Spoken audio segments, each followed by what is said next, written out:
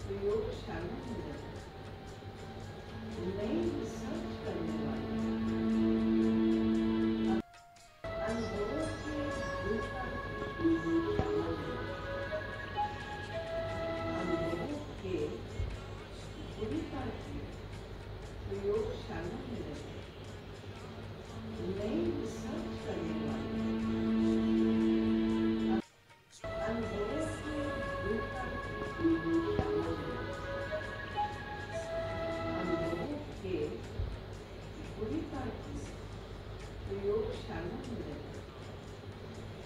नई रिसर्च करने वाले अनुभवों के प्रयोगशाला में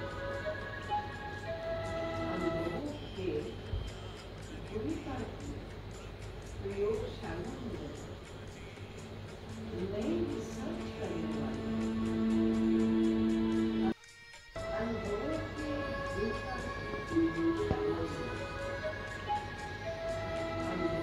के प्रयोगशाला में नई रिसर्च करने वाले अनुभवों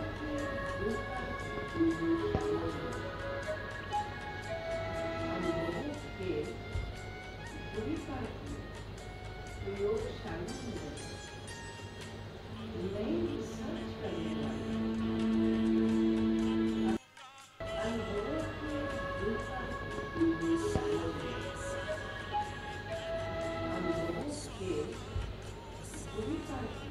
में नई रिसर्च करने वाले अनुभवों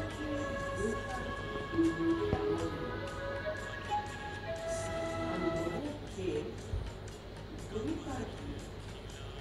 प्रयोगशाला में नई रिसर्च करने वाले अनुभवों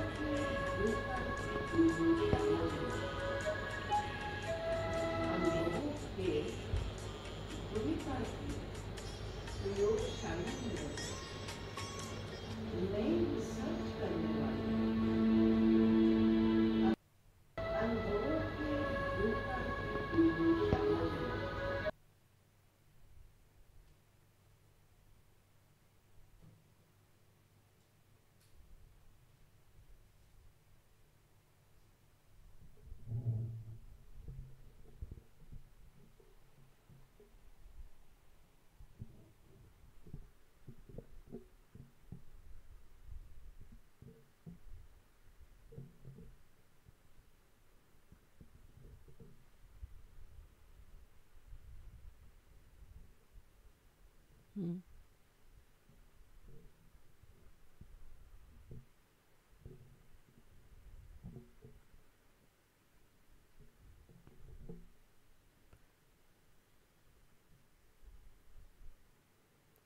ओम शांति। ओम शांति। ओम शांति।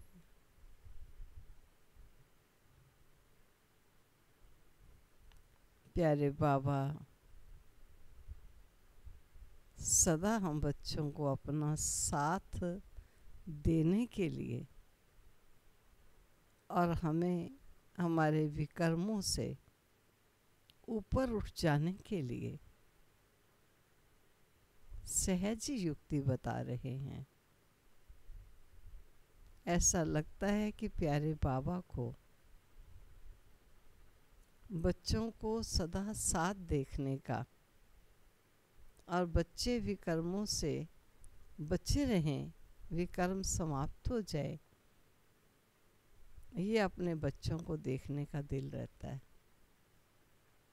तो बाबा ने सहज और सुंदर युक्ति बताई है कि मीठे बच्चे याद में रहो तो दूर होते भी साथ में हो, चाहे आप कितनी भी दूर हो, लेकिन सदा आप भी अनुभव करेंगे कि हम बाबा के साथ हैं और बाबा भी अनुभव करेंगे कि मेरे बच्चे मेरे साथ है। याद के साथ का भी अनुभव होता है, याद से साथ का भी अनुभव होता है, और विकर्म भी विनाश होते। ये दोनों कर्तव्य याद के बल से होते हैं। प्रश्न है, दूरदेशी बाप बच्चों को, सुनना ध्यान से, दूरदेशी बाप बच्चों को दूरंदेशी बनने के लिए कौन सा ज्ञान देते हैं? दूरंदेशी, फार साइटेडनेस कहेंगे उसको। दूरंदेशी बाबा ने तो कहा तीनों कालों का, तीनों लोकों का ज्ञान जिन बच्चों में आ जाए। दूरदेशी बाप बच्चों को दूरंदेशी बनने के लिए कौन सा ज्ञान देते हैं? और उत्तर है, आत्मा कैसे चक्र में भिन्न भिन्न वर्णों में आती है, इसका ज्ञान दूरंदेशी बाप ही देते, क्योंकि उन्हीं के पास ये तीनों कालों का, तीनों लोकों का ज्ञान है। तुम जानते हो, अभी हम ब्राह्मण वर्ण के हैं। इसके पहले जब ज्ञान नहीं था तो शूद्र वर्ण के थे, उससे पहले वैश्य थे, और उससे पहले क्षत्रिय, देवता, इन सब वर्णों के थे ना। दूर देश में रहने वाला बाप आकर ये दूरंदेशी बनने का सारा ज्ञान बच्चों को देते हैं। रिकॉर्ड है, जो पिया के साथ है उसके लिए बरसात है। ओम शांति। जो ज्ञान सागर के साथ है उनके लिए ज्ञान बरसात है। तुम बाप के साथ हो ना, बिल्ले विलायत में भी हो, वहां कहाँ भी हो, साथ हो। याद तो रखते हो ना। जो भी बच्चे याद में रहते हैं वो सदैव साथ में हैं। याद में रहने से साथ रहते हैं। और दूसरा, विकर्म विनाश होते हैं। याद में रहने से साथ होते हैं और विकर्म विनाश होते हैं। फिर शुरू होता है विकर्माजीत संवत। और फिर जब रावण राज्य होता है तब कहते हैं राजा विक्रम का संवत। यह विकर्माजीत है, वो विकर्मी है। अभी तुम विकर्माजीत बन रहे हो, फिर तुम विकर्मी बन जाओगे। इस समय सभी अति विकर्मी हैं। किसको भी अपने धर्म का पता नहीं है। आज बाबा एक छोटा सा प्रश्न पूछते हैं, तैयार हो जाना। और प्रश्न पूछा भी है और उत्तर भी बाबा ने दिया है। आप सब भी उत्तर बाबा जैसा ही देंगे, जरूर है। छोटा सा प्रश्न पूछते हैं, सतयुग में देवता ये जानते हैं कि हम आदि सनातन देवी देवता धर्म के हैं? जैसे तुम समझते हो हम हिंदू धर्म के हैं, कोई कहेंगे हम क्रिश्चियन धर्म के हैं, वैसे वहाँ देवताएं अपने को देवी देवता धर्म का समझते हैं? ये बाबा ने प्रश्न पूछा है बच्चों से। तो उत्तर क्या देंगे आप? विचार की बात है ना। वहाँ दूसरा कोई धर्म तो है नहीं जो समझें कि हम फलाने धर्म के हैं। यहाँ तो बहुत धर्म हैं, तो पहचान देने के लिए अलग अलग नाम रख दिए। वहाँ तो है ही एक धर्म, इसलिए कहने की दरकार ही नहीं रहती कि हम इस धर्म के हैं। उनको पता भी नहीं है कि कोई धर्म होते हैं, उनकी राह जाइए ना। और अभी तुम जानते हो हम आदि सनातन देवी देवता धर्म के हैं, अभी हम जानते हैं देवी देवता और कोई को कहा नहीं जा सकता। पतित होने के कारण अपने को देवता कह नहीं सकते हैं। पवित्र को ही देवता कहा जाता है। वहाँ ऐसी कोई बात होती नहीं है, कोई से भेंट नहीं की जा सकती है। अभी तुम संगम युग पर हो, जानते हो आदि सनातन देवी देवता धर्म फिर से स्थापित हो रहा है। वहाँ तो धर्म की बात ही नहीं है ही एक धर्म। ये भी बच्चों को समझाया है। ये जो कहते हैं महाप्रलय होती है अर्थात कुछ भी नहीं रहता है, ये भी रॉन्ग हो जाता है। बाप बैठ समझाते हैं राइट क्या है। शास्त्रों में तो जल में दिखा दिया है, बाप समझाते हैं सिवाय भारत के बाकी जल में हो जाती है। इतनी बड़ी सृष्टि क्या करेंगे। एक भारत में देखो कितने गांव हैं। पहले जंगल होता है, फिर उनमें वृद्धि होती जाती है। वहाँ तो सिर्फ तुम आदि सनातन देवी देवता धर्म के ही रहते हो। ये तुम ब्राह्मणों की बुद्धि में बाबा धारण करा रहे हैं। अभी तुम जानते हो ऊंचे से ऊंचा शिव बाबा कौन है, उनकी पूजा क्यों की जाती है, आक आदि के फूल क्यों चढ़ाते हैं। वे तो निराकार है ना। कहते हैं नाम रूप से न्यारा है, परंतु नाम रूप से न्यारी कोई चीज होती नहीं है। तब क्या है जिसको फूल आदि चढ़ाते हैं। पहले पहले पूजा उनकी होती है, मंदिर भी उनके बनते हैं, क्योंकि भारत की और सारी दुनिया के बच्चों की सर्विस करते। मनुष्यों की सर्विस की जाती है ना। इस समय तुम अपने को देवी देवता धर्म के नहीं कहला सकते। तुमको पता ही नहीं था कि हम देवी देवता थे और फिर अभी बन रहे हैं। अभी बाप समझा रहे हैं तो समझाना चाहिए। ये नॉलेज सिवाय बाप के कोई दे नहीं सकता है। उनको ही कहते हैं ज्ञान का सागर, नॉलेजफुल। गाया हुआ है रचता और रचना के को ऋषि मुनि आदि कोई भी नहीं जानते, नीति नीति करते गए। जैसे छोटे बच्चों को नॉलेज है क्या, जैसे बड़े होते जाएंगे बुद्धि खुलती जाएगी, बुद्धि में आता जाएगा विलायत कहाँ है, ये कहाँ है।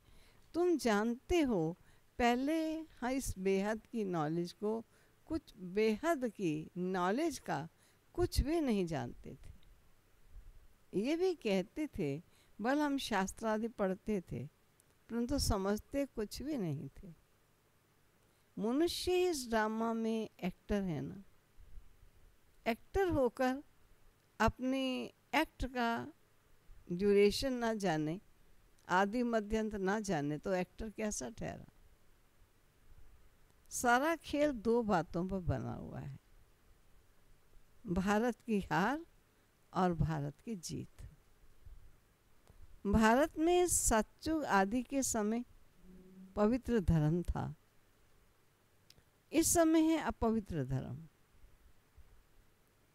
अपवित्र के कारण अपने को देवता नहीं कह सकते हैं, देवता अपने को नहीं कह सकते हैं, फिर भी श्री श्री नाम रखा देते हैं। लेकिन श्री माना ही श्रेष्ठ, श्रेष्ठ कहा जाता है पवित्र देवताओं को। श्रीमत भगवानोवाच्य कहा जाता है ना।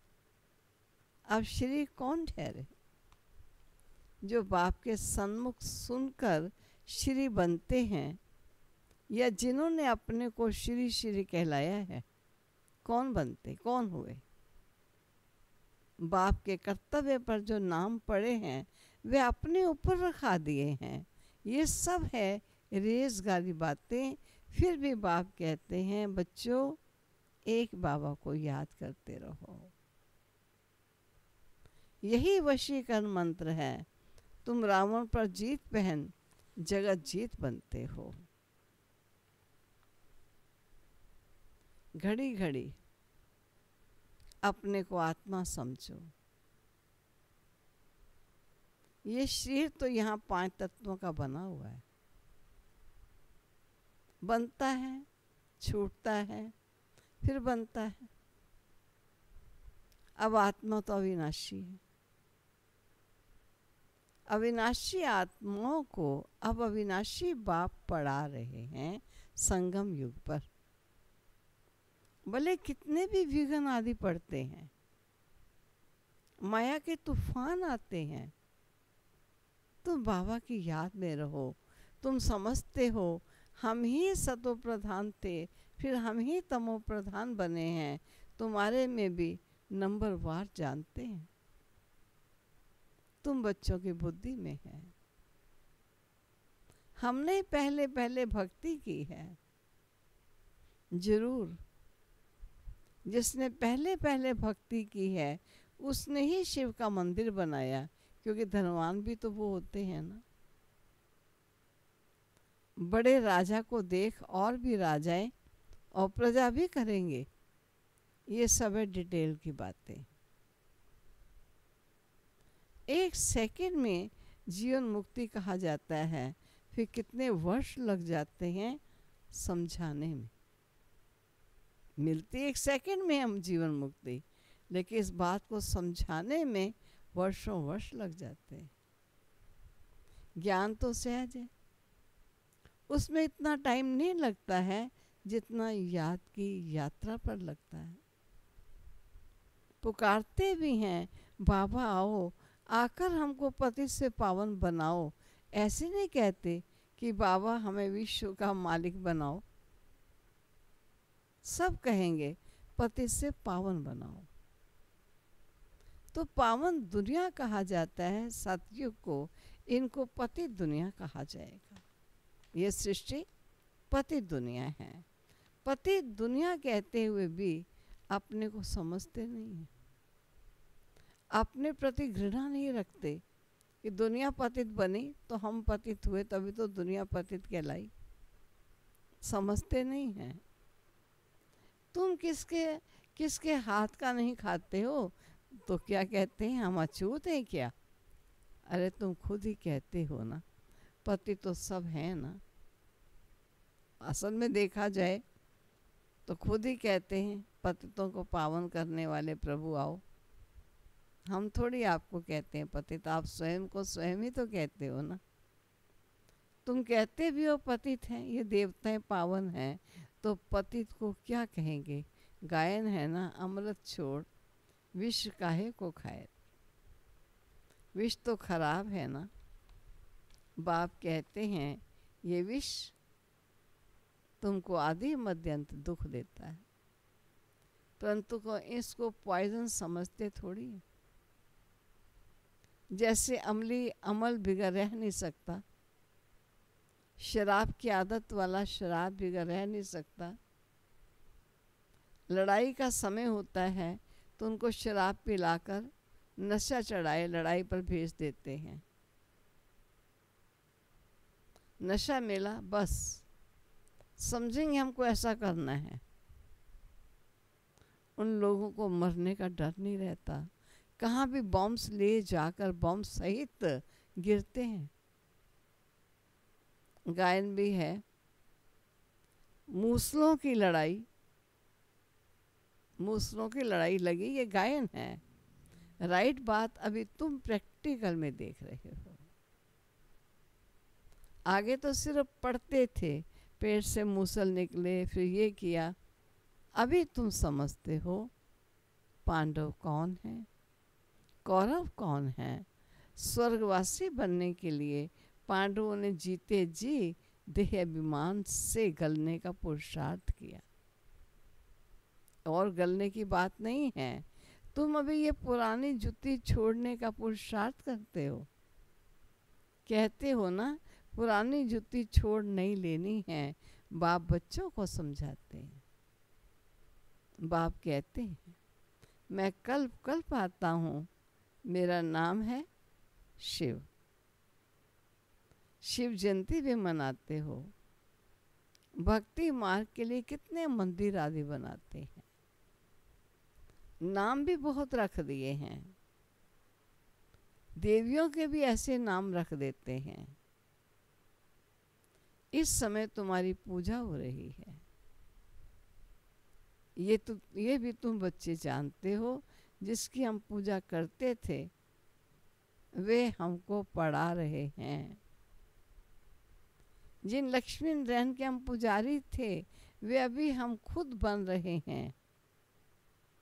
ये ज्ञान बुद्धि में है।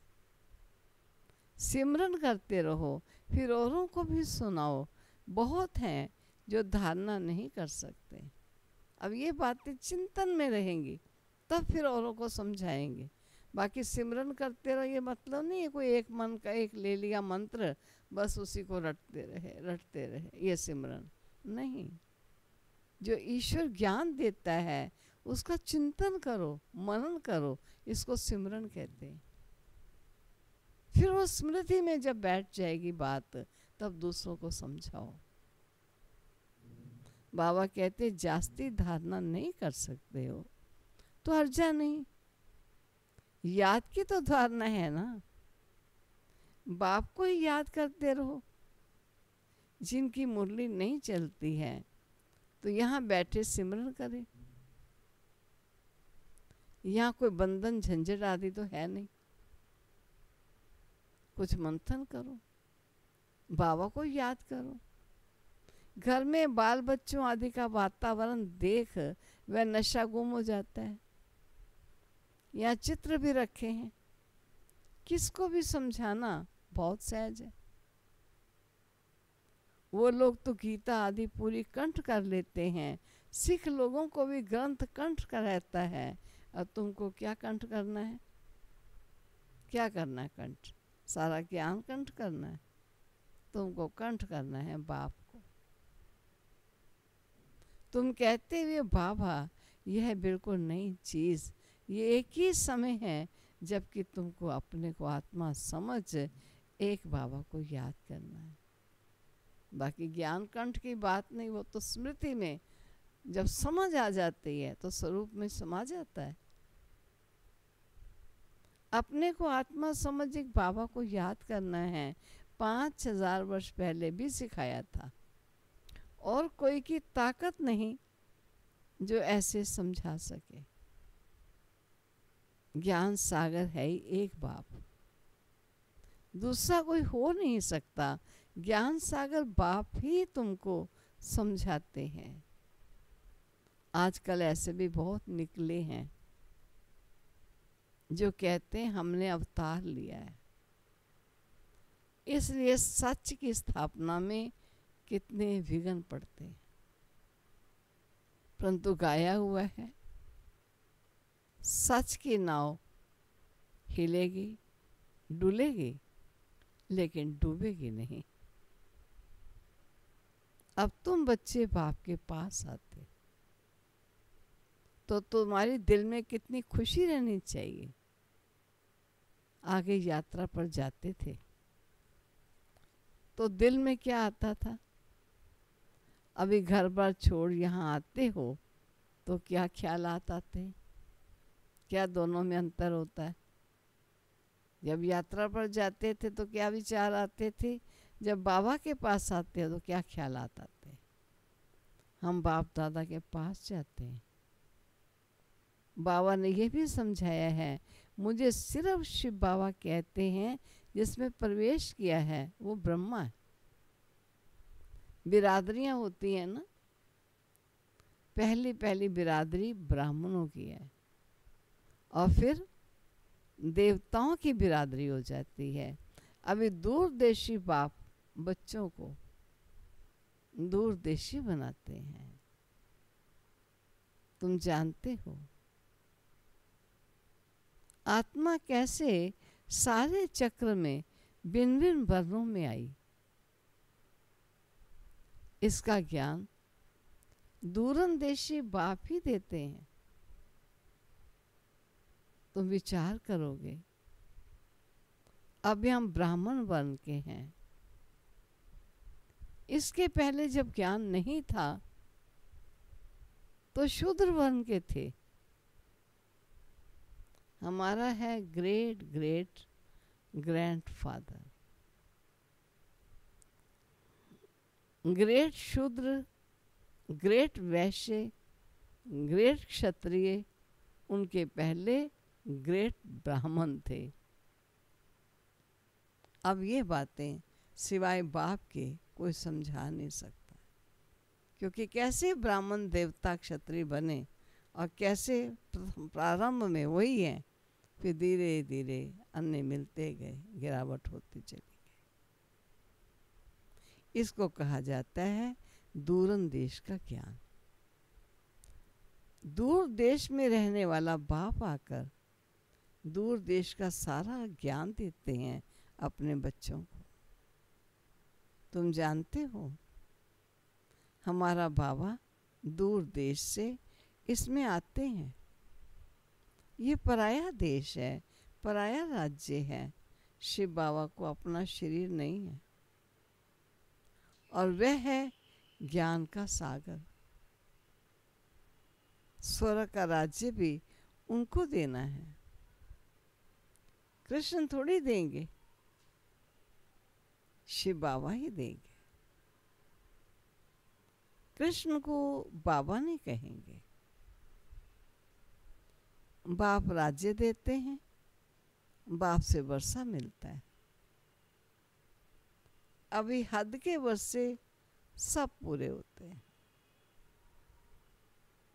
सच में तुमको ये मालूम नहीं रहेगा कि हमने ये संगम पर 21 जन्मों का वर्षा लिया हुआ है। ये अभी जानते हो हम 21 जन्मों का वर्षा आधा कल्प के लिए ले रहे हैं। 21 पीढ़ी यानी पूरी आयु। जब शरीर बूढ़ा होता है, पूरी आयु भोग लेता है, तब समय पर शरीर छोड़ते हैं। जैसे सर्प पुरानी खाल छोड़ नहीं ले लेते हैं ना, हमारा भी पाठ बजाते बजाते ये चोला पुराना हो गया और फिर उसे छोड़ नया चोला लेने की खुशी होती है। तुम बच्चे, तुम सच्चे सच्चे ब्राह्मण।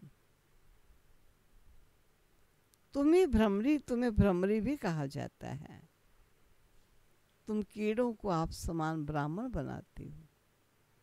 तुम्हें कहा जाता है कि कीड़ों को ले आकर बैठ बूंबू करो।